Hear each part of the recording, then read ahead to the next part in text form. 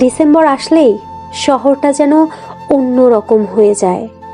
হিমেল হাওয়ার স্পর্শে কুয়াশায় মোড়ানো সকাল, ঝরে পড়া শুকনো পাতা আর শীতল সন্ধ্যায় মোমের মতো মলিন আলো, সবকিছুতে লুকিয়ে থাকে এক অদ্ভুত মায়া।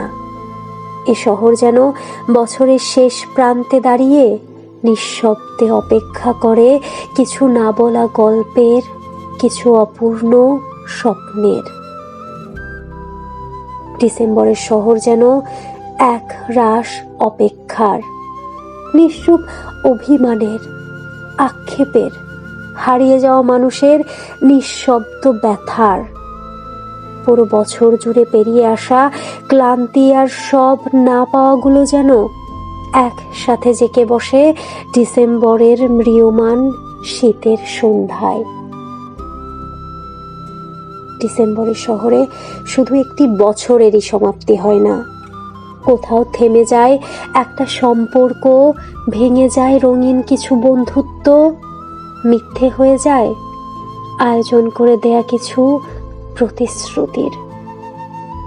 জীবন থেকে হারিয়ে যায় অনেক দিনের চেনা জানা কিছু প্রিয় মানুষ, যাদের কারো কারো সাথে এই এক জীবনে আমাদের আর কখনো দেখা হবে না, কথা হবে না।